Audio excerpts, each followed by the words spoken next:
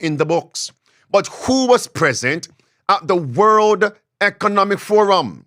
Have you ever heard of an organization by the name of the Club of Rome? There it is. They were present at this recent meeting, and the Club of Rome launched a book, a document with its diabolical agenda. And what is that agenda? They stated, after the Cold War ended, that they needed to manufacture more crises to justify controlling the population, to justify enslaving the people, to justify the promotion of the new world order. Here's clip one. This is Epoch Times interviewing Alex Newman. Clip one.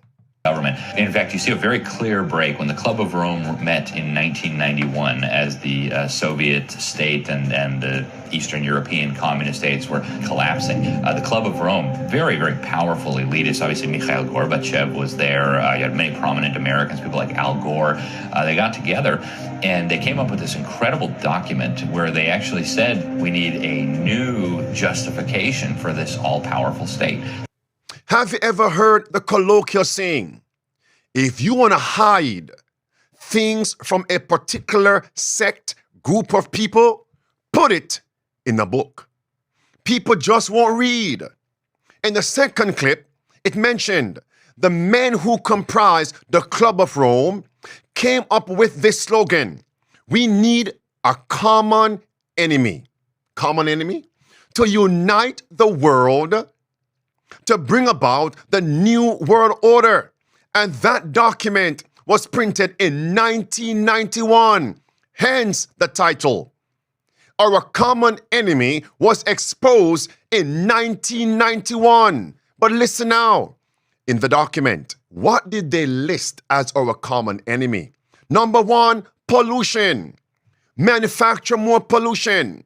And even the so-called threat of pollution, global warming.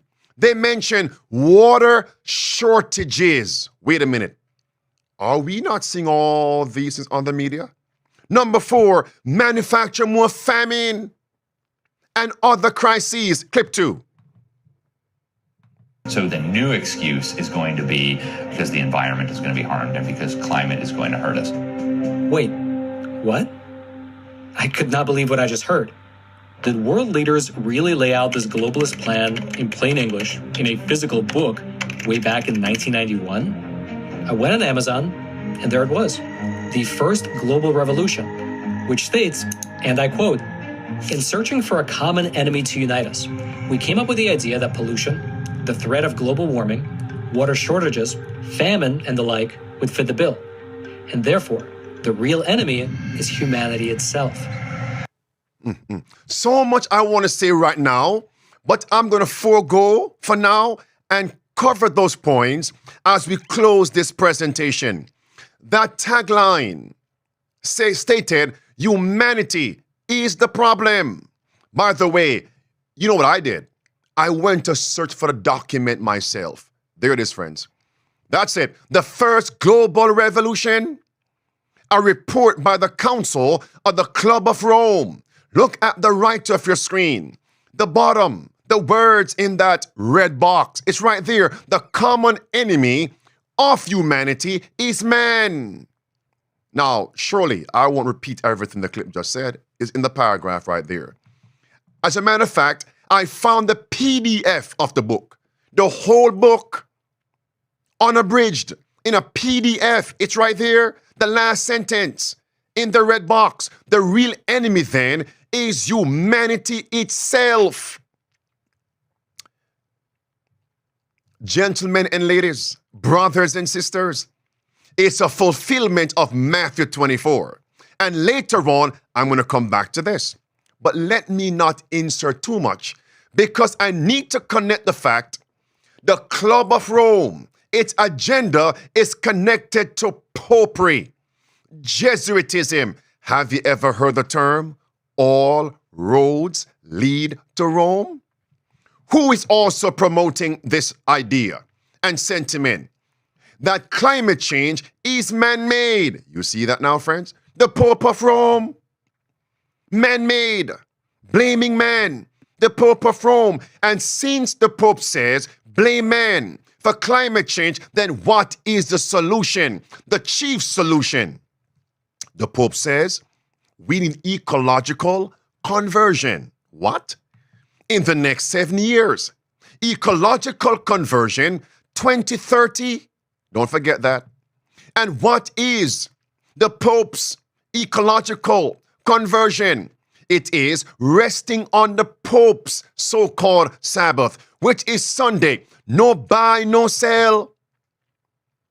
In Laudato Si, Sunday rest, Sunday worship by law to combat calamities, to care for the poor, and to combat calamities, to care for nature.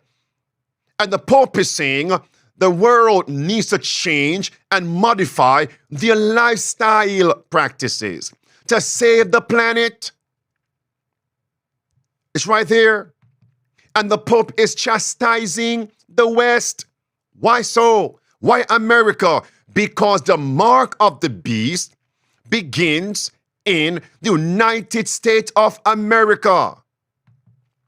It's right there. Blame America. Blame the West for climate change. Now, we are told in Great Controversy, page 590, that God's people are going to be blamed for the calamities because God's people refuse to accept Sunday worship, Sunday rest by law, and to denounce and to renounce God's seventh-day Sabbath. That day is coming. That means the movement to combat climate change is actually a bait and switch. It's a tool to control, oppress, and enslave the masses. Don't take it from me alone. Next clip.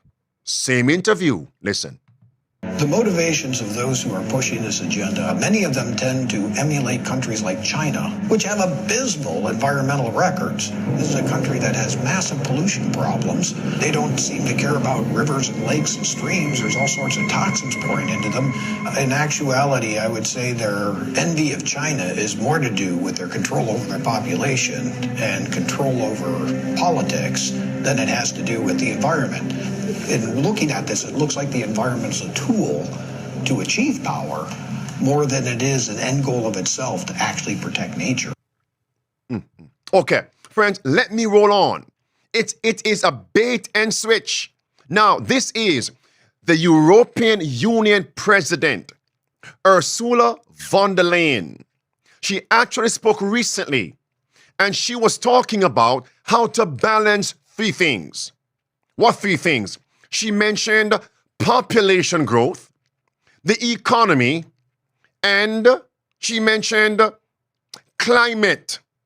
How do we balance all these three?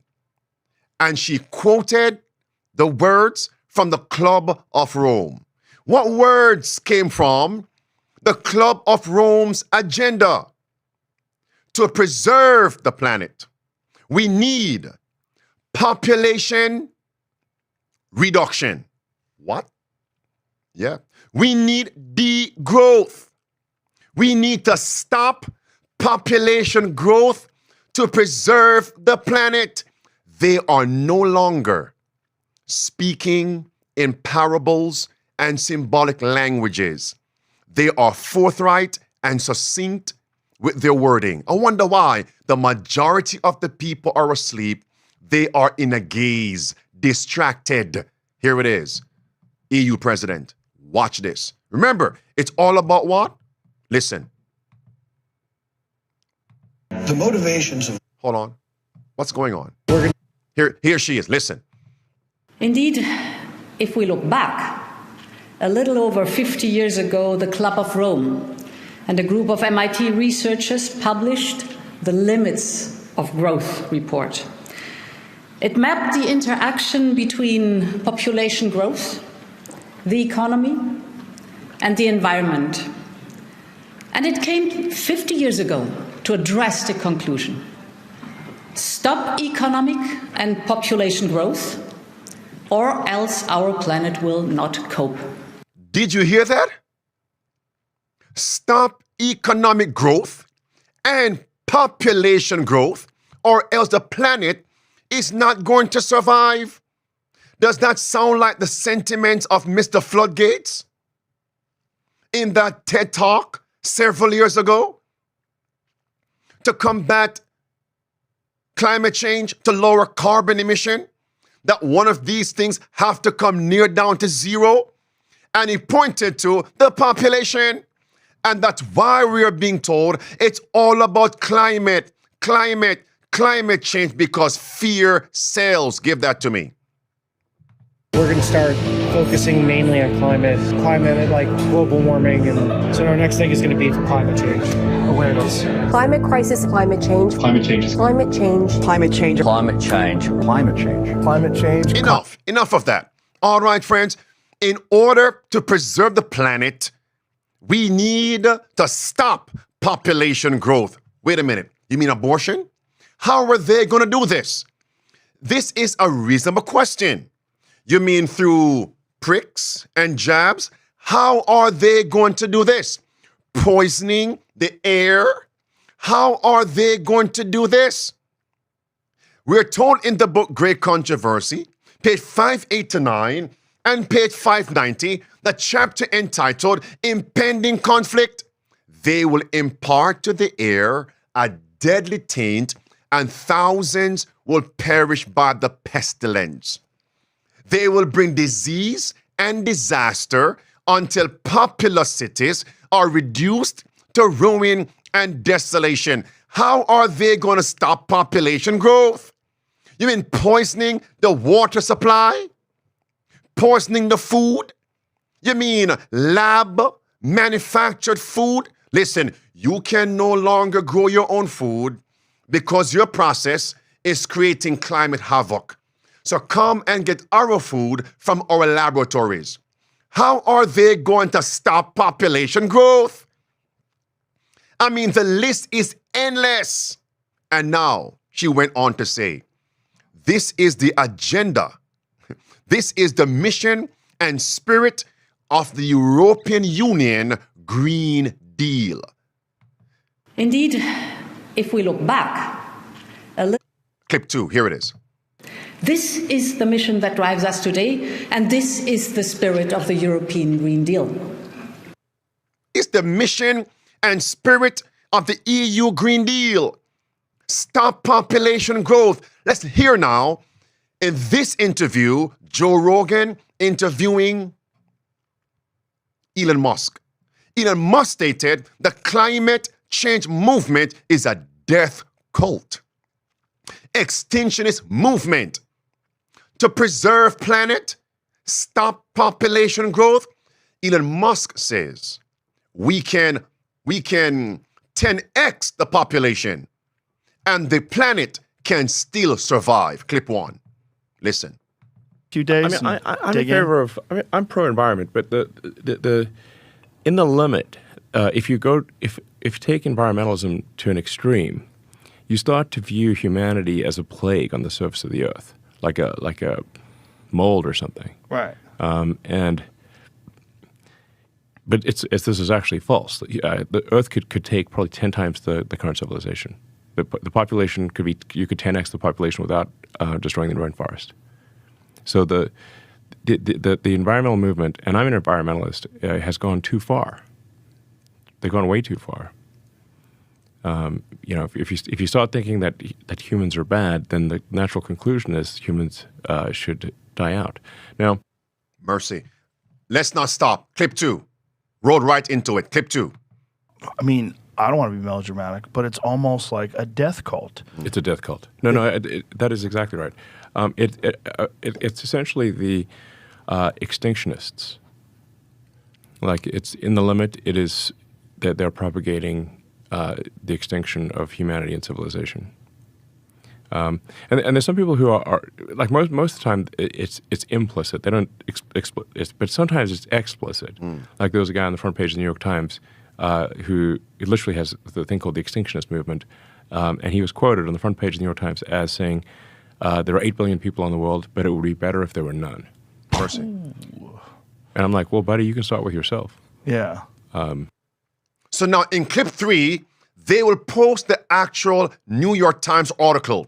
Once I show this, I'm going to ask those of you who are live a question. Clip 3. Listen, watch this. Does he have friends? That's what always fascinates me. Well, Here he is. that guy. He looks like he's not long for this earth. I mean, he's not Voluntary young. human extinction movement. That's hilarious. I'd like to party with that dude. All right. I'd Okay. just like to That's a friend. that's Here's the question. Is that explicit or implicit? Of course, it's explicit. 8 billion people in the world. It would be better that there's none to preserve the climate than if there's none, who's going to enjoy the climate and the planet? That's explicit. Question now. Two I have for you. Question 1. The words from Mr. Floodgates, was that implicit or explicit? Explicit. You answer. Or the words from the EU president, Ursula von der Leyen, quoting the Club of Rome, to preserve the planet, we must stop population growth. What is that? Explicit or implicit version of depopulation, a death cult, an extinctionist movement. Which is it? Give it to me in the chat right there, friends. All right. So now, who is the head of this death cult? Who it is? Look at Does this, he have my friends? friends. Give that to me. Headline, who is saying that climate change is man-made? The Pope of Rome, that Jesuit, that's the head of the serpent, the snake. It's right there, friends. This is the head of that movement.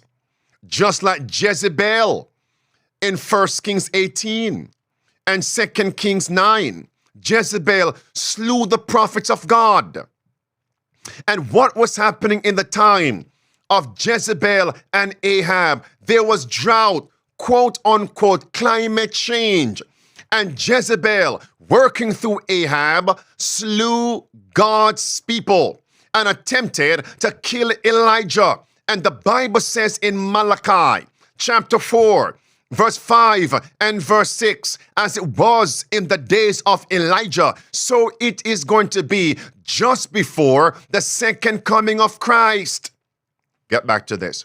Jezebel is called a harlot with witchcraft. So who today is called a harlot in the Bible? It's Babylon, the mother of harlots. Revelation 17, verse 3 through verse 6. And Babylon is drunk with the blood of the saints and the blood of the martyrs. And chapter 18 of Revelation, verse 6, verse 21, and verse 24, Babylon is guilty of violence in the earth, the blood of all those who have been slain. Babylon. You think it's far-fetched? Here's the Pope confessing, so-called apology. They're guilty of murdering Christians, Sabbath keepers, Jews, who went against their so-called dogmas and doctrines and civil policies. It's right there. Babylon today. Don't miss it, my friends. So Babylon is fallen. Fallen. Is she now rising? Yes.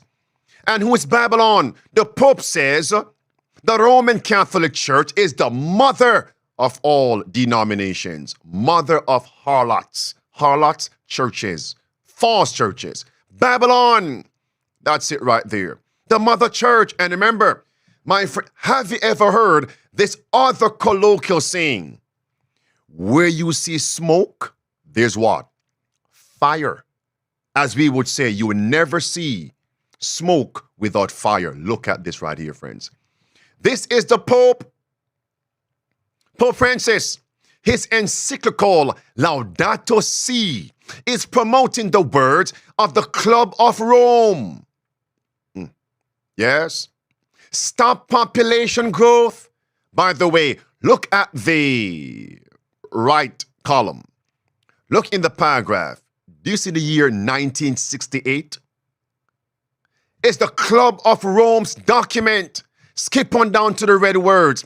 It is time to, quote, accept decreased growth. What? Decreased growth in some parts of the world.